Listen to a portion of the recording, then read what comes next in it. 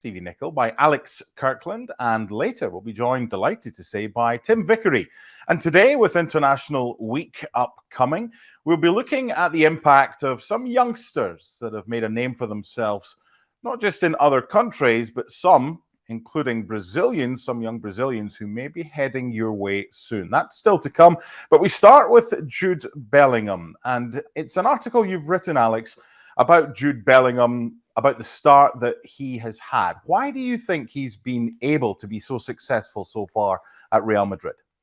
Yeah, that was the question that we were trying to answer in this piece. Exactly that. I felt like it's only been a couple of months, but I was already running out of ways to say Jude Bellingham is really, really, really good at football. So we wanted to dig a little bit deeper if we could. And the two angles that I really wanted to address were, firstly, I wanted to talk to a former Real Madrid player to look at what it's like joining Real Madrid at a relatively young age, the pressure, how difficult it is to adapt and that kind of thing. And the other aspect that was interesting, I thought, was to get a little bit more analytical in terms of, not just the volume of the goal scoring, which we know all about. It was 13 goals in his first 13 games, which is the same figure as Cristiano Ronaldo's Di Stefano, but really kind of boiling down the kinds of goals that he's been scoring and how he's been scoring those goals, what qualities have enabled him, as you say in the question, to score so many goals. And so we did that in the piece. I had a chat with a fantastic Real Madrid player from the late 90s, early 2000s. La Liga fans from back then will remember a Brazilian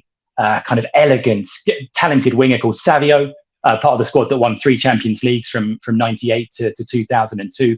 He arrived at Real Madrid like Bellingham at a relatively young age, not quite as high profile, not quite as kind of a blockbuster signing, but some similarities. And he was kind enough to speak to me about what it's like joining Real Madrid and the difficulties and how he tried to overcome them. And then we looked at, like I say, at the analytical side of it as well, going through the goals that Bellingham has scored one by one. Spoke to a fantastic La Liga analyst called Andrea. Is now a scout and agent. Sorry, I messaged on my phone saying update required. I panicked for it. I minimized it. Yeah, this is not the time. I was saying, spoke to a scout, an analyst, and a pundit called Andrea Orlandi. He was really good at this sort of thing here in Spain, to sort of break down the goals one by one. There's lots of angles, ways that we can address this, I guess, in terms of the more intangible factors that I was talking to Savio about, the things that he really highlighted in terms of Bellingham. He said, look, you can be the most talented player in the world. There's lots of talented players. Lots of talented players have come to Real Madrid and failed. It's just as much about personality as it is about talent. It's about personality and mentality. And that's something that we're seeing from Jude Bellingham, the fact that he hasn't seemingly felt the pressure at all. He's playing maybe the best football of his career. He's scoring goals at a rate that he'd never previously done. You look at his previous seasons at Dortmund, I think it was 14 goals in all competitions last season. He's already scored 13 at Real Madrid. So talking about personality and mentality. And the other big aspect of his game, in terms of what he does on the pitch, that Savio was highlighting, was about what in Spain they call llegada, which literally means arrival in Spanish. And it's basically your ability to get into the box. Midfield players who know how to time their runs, to break into the box, to get into the box at the right time and to score goals. And that was the one quality of Bellingham's game that he highlighted in particular. And after that, we got a lot more analytical and kind of statistical by breaking down the locations of the shots and, like I say, the kind of goals that he's been scoring as well. Yeah, one of the pieces of the articles saying that he's only scored one outside the box. That was against Barcelona. The rest have been scored inside the box. CV, so there's plenty to get to here. First of all, he's 20 years old. He doesn't become 21. That sounds like an excuse to try and what can we actually grasp onto that he hasn't done well? That's kind of what it is, isn't it? He's only scored one from outside the box. How garbage is that? Exactly. That's scary. So he turns 21 on the first day of the round of 16 at the Euros next year. He's already got more maturity than all of us in ESPNFC combined, but I suppose that isn't too difficult. I want to just look into what Alex's article kind of tells us about where the goals have come from. Now, if Benzema or another World Cup or world-class striker was playing for Real Madrid right now, Stevie, would Jude Bellingham's goal impact have been as much as it has been? Would it have needed to be? Is he being able to do what he's doing and scoring all these goals because you've kind of got Vinny Jr. on one side, Rodrigo on the other, and he's got this channel that he can kind of go in, arriving late and scoring all these goals. Yeah, I mean, clearly that's the reason why he's scoring all these goals right now. I mean, you're talking about a guy who probably grew up with this sort of old-fashioned central midfielder who has to arrive in the box. You know, he would grow up looking at Frank Lampard and Steven Gerrard. So for him to go to Real Madrid and be thrown into a situation where that's what his major role is, he must have been saying, thank you, somebody's looking after me here big time, because it's right up his street. I mean, you're talking about a team being set up for somebody from the middle of the park to come in late into the box and either create something or take chances. So the way that Real Madrid was set up from the minute he got there, I mean, it really is right up his street. And so I would suggest that even if you did still have a Benzema, the fact that the way Benzema plays, he likes to come off and create as well. So that wouldn't stop Bellingham getting in the box either.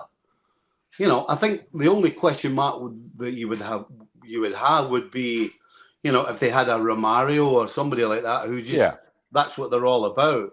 But the fact is, whether it's Benzema and the fact is whether there's no Benzema, that's why it makes no difference to Jude Bellingham, particularly because of the way the team's set up. Just 20, Alex, and the impact that he's had. You've spoken about it, and your whole article is about what you've spoken about. Why has he had the impact that he's had? Can you kind of give us some bullet points as to what you believe is the reason behind a 20-year-old? And remember, even the Beckham documentary, David said that it took him a little bit of time, took Michael Owen a bit of time, took Gareth Bale a little bit of time, but it's not taken Jude Bellingham any time at all to be an integral part of this team. Why do you think that is? I think if we're going to highlight one quality of his on the pitch, I think it's his movement off the ball, which is the single most important thing. If you go back and watch his goals again, which I did sort of over and over again for this piece, time and time again, it's his movement off the ball leading up to the goal that leaves him either in space or in the right position to score. As you said, only one of these goals has come from outside the box. That was maybe the most memorable goal of the lot because it came in the Clasico. But otherwise, a lot of them have been inside the box, inside the 6-yard box even. They've been proper kind of poachers, number 9 type finishes. And sometimes you see the end product, you see the goal, the finish, and you think, oh, it's pretty straightforward. Or you think, oh, he's been a bit lucky there. The ball has just dropped to him inside the box. But when it keeps happening over and over again, it's not luck, is it? There's a reason for it. And you can highlight some of the goals in particular. Let's look at, for example, the first goal and the most recent goal that he scored for Madrid. The first goal was away at San Mamés against Athletic Club on the first weekend of the La Liga season. Bellingham himself says the finish was a bit lucky. It was a cross from out wide, a corner, I think. It comes in. He sort of kicked it into the ground and it bounced up and over the goalkeeper. I don't know if you remember. And you look at that and you think, oh, yeah, maybe it's just a bit of a lucky finish. But when you watch it again, it's all about the movement. And as the corner's coming in, he's being shielded by Tchouaméni, his teammate. He's using Tchouaméni as a shield with his marker to give himself a little bit of space. And then he goes and moves really quickly for a couple of seconds, gets away from his man, using Tchouaméni as the shield, finds space. And that's why he's got the space for the shot. Look at the most recent goal, the second goal in El Clasico against Barcelona in the 92nd minute. Again, it's a close range finish from inside the box. But why is he in that position? Again, because of his movement, because he's quicker than the rest. He's with Oriol Romeo, Barca's defensive midfielder, when I think it's Carvajal has got the ball. Romeo goes to sleep. Bellingham doesn't. Bellingham legs it into the box. And so when Carvajal's ball goes to Modric miscontrols, actually. You might remember, and the ball sort of loops over the head of Inigo Martinez, the defender. And because Bellingham has kind of put the afterburners on to get into that position, he is there taking a risk, thinking, like, not sure what's going to happen here, but if I'm in the right position, if I'm in the right place, then if the ball comes to me, I'm going to be there to finish it. And he tucked it past Ter Stegen. So like I say, so I'm going to pick out one quality. It would be that movement off the ball and the intelligence, the kind of on-field intelligence to know where he needs to be at the right time. Stevie, there's got to be a good chance that Jude Bellingham, during his career, wins the Ballon d'Or. But if he maintains this form, is he a candidate to become the youngest ever Ballon d'Or winner next year? Because Brazilian Ronaldo holds that record right now. And it would depend when FIFA holds the ceremony. But is there a chance, even though he's only 13 goals in 13 games so far, that he could be in contention for the award next year? Well, if he keeps scoring at the rate he is, then it really shouldn't be a contest, should it? I mean, what he's doing is absolutely incredible. And you know, Alex was talking about Savio, talking about his personality. You know, that personality means that he doesn't hear any of the noise outside. He doesn't hear all the talk of how great he is. That doesn't affect him. He's, in his mind, he's turning up and playing football. Mm-hmm. You know, the same way that we turn up on a Sunday and play with your mates down the park. Yeah. That's his mentality, and so that's the personality Savio's on about. So yeah, as far as Ballon d'Or, I mean, I guess it's a little early, but the truth of the matter is, if he keeps scoring at the rate he is, then seriously, why wouldn't he win it?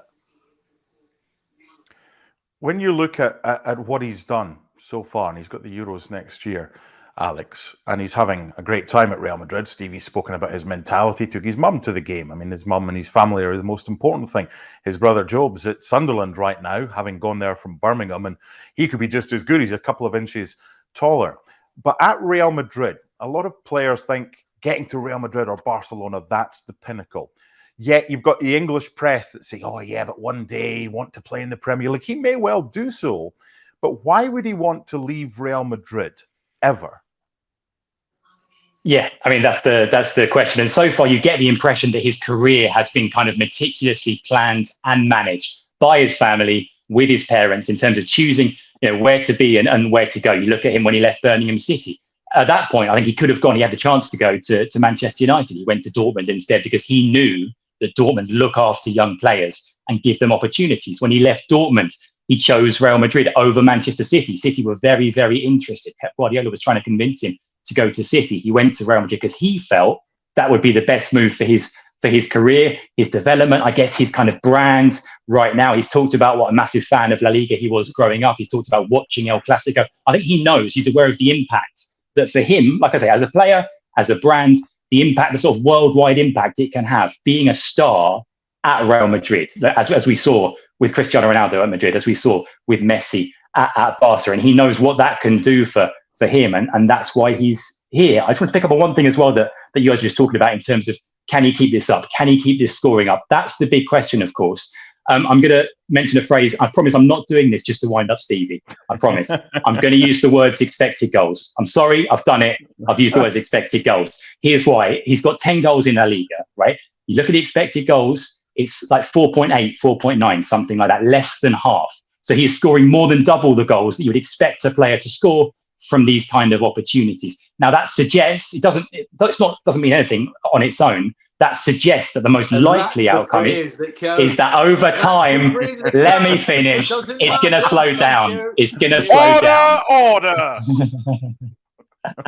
Thank you, Alex. Yeah, by the way, I've actually got a screenshot of your article that I just quickly wanted to ask you before we move on to the boys from Brazil. Bellingham's got these goals from 27 shots.